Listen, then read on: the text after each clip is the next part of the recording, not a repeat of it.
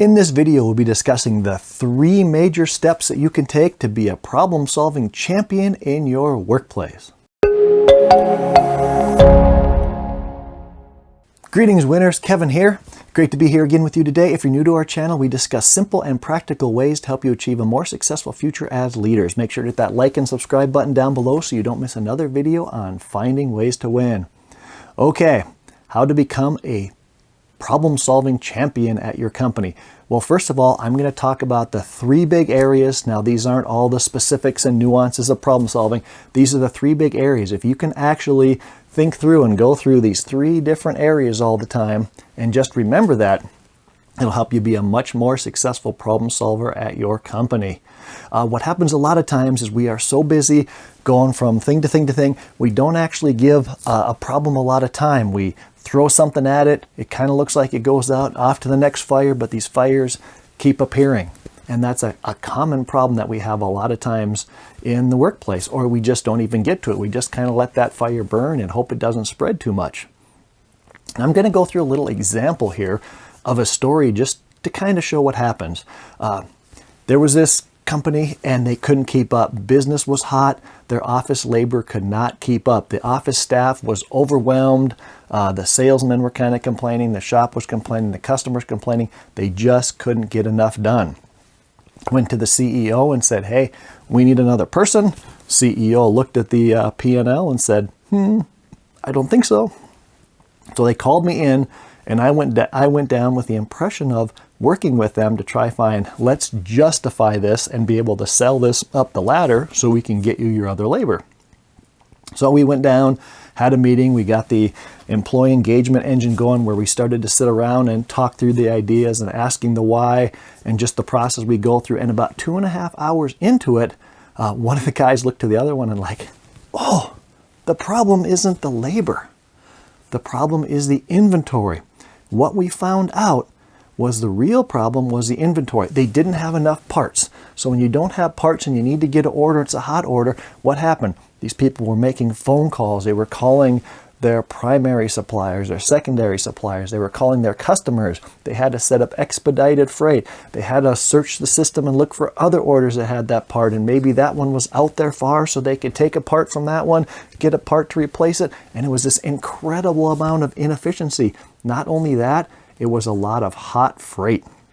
And we all know that hot freight just is a profit eater like no other. So what are those 3 steps we want to do? First of all, we want to really get to the root cause of the problem. Now, in that story, the symptom was a lack of labor.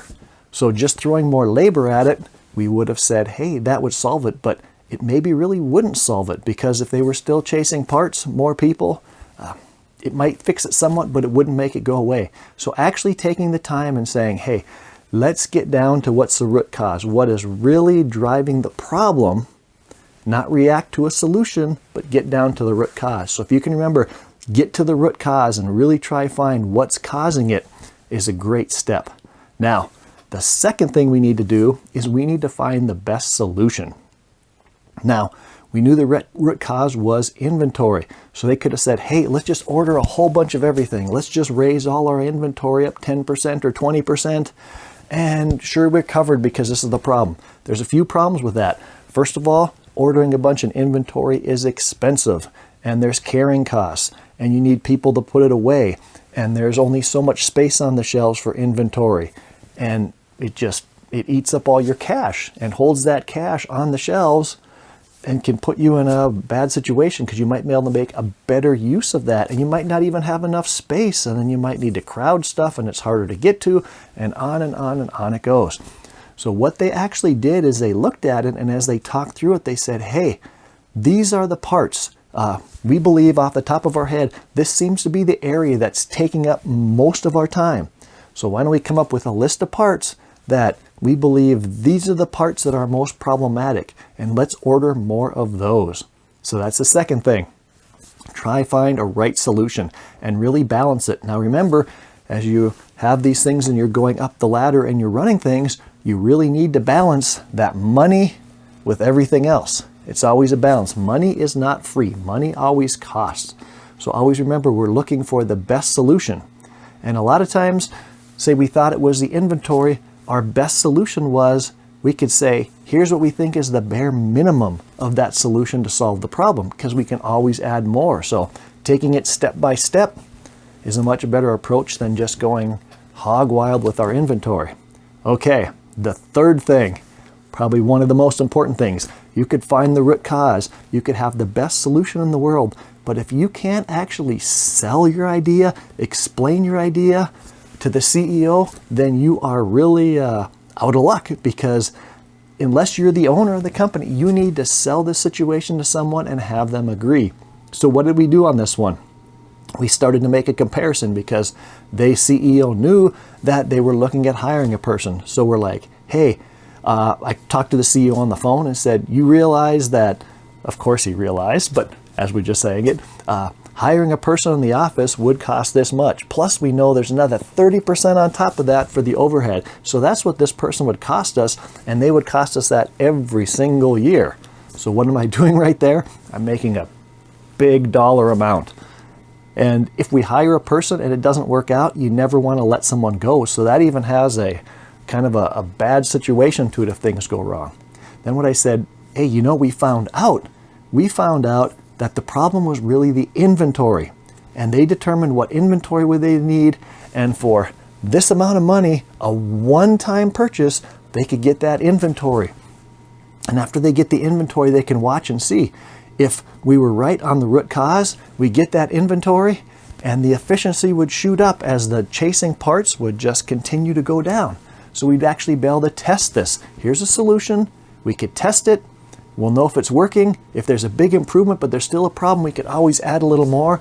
But this is kind of a bare inventory sort of number that we believe will get the problem to go away.